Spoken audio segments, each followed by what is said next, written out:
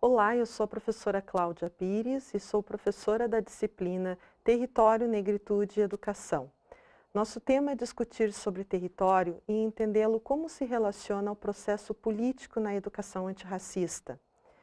Falar sobre território e a força da cultura negra do nosso país é evocada pela nossa sambista, conhecida por sua voz inconfundível, potente e ancestral, Clementina de Jesus, que expressa a herança afro-civilizatória do Brasil.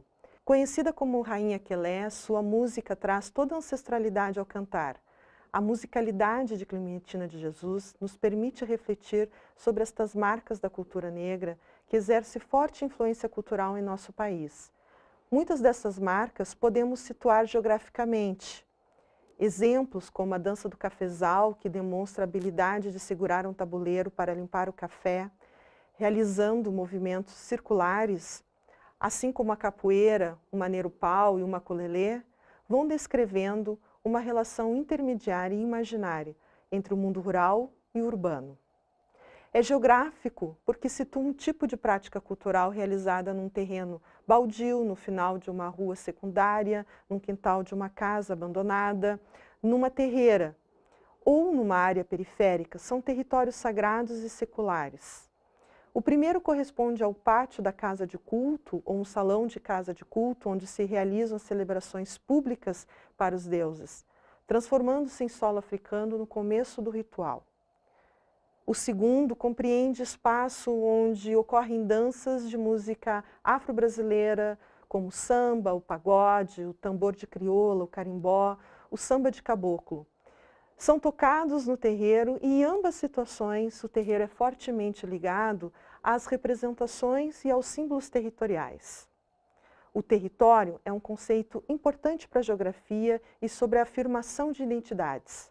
Ele corresponde a diferentes formas de apropriações culturais e de práticas sociais envolvendo disputas e diferentes formas de organização política e de sociabilidade.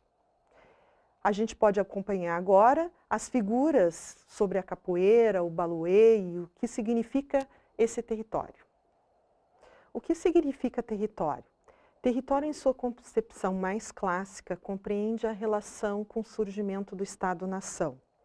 Designado como país, seus domínios, eles estão compreendidos por uma base geográfica sobre uma relação jurídica na qual se dá o exercício da sua soberania.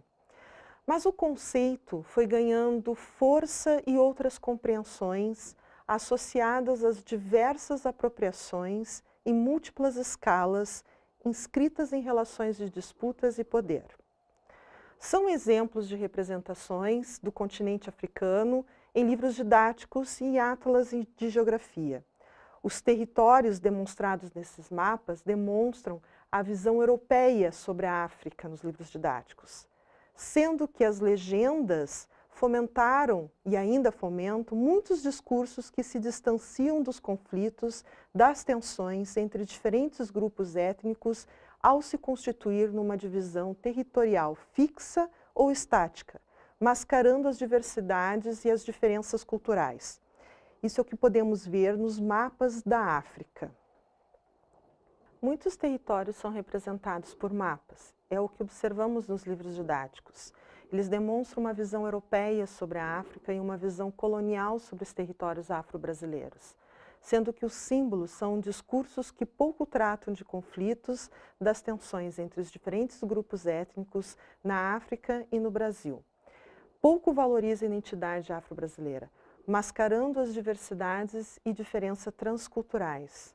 Muitos de nossos livros didáticos denominam essas formações como tribais, uma forma colonial e etnocêntrica de expressar a identidade territorial de muitos povos e grupos sociais, que na realidade organizou em territórios linhas e quadrantes e possibilitou assim uma condição de exploração e de etnogenocídio, uma forma de conquista e de desmantelamento da cultura.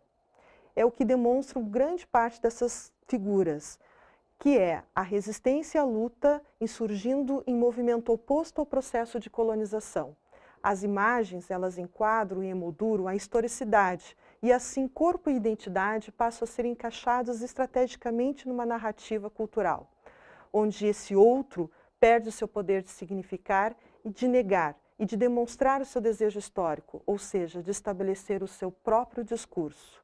Estas representações são sustentadas por um conhecimento e por um desejo de expressar a unificação identitária da diferença cultural e o território do continente africano.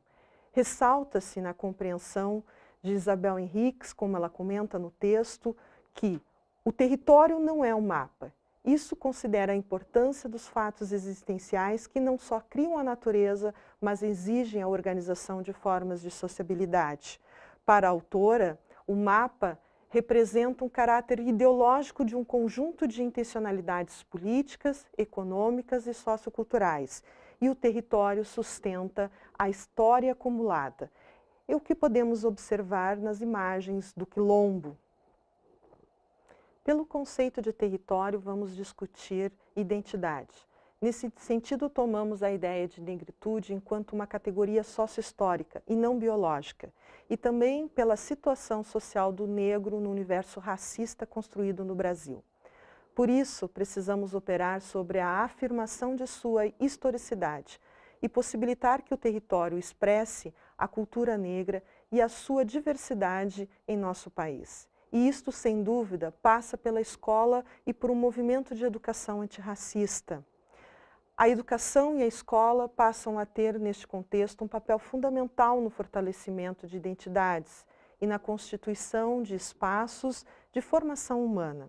A escola em si é um espaço privilegiado que pode provocar a resistência e criar novas possibilidades de transformação da realidade vivida, alterando assim os rumos da organização social que perpassa em escala local, promovendo a integração entre povos e culturas em escala global.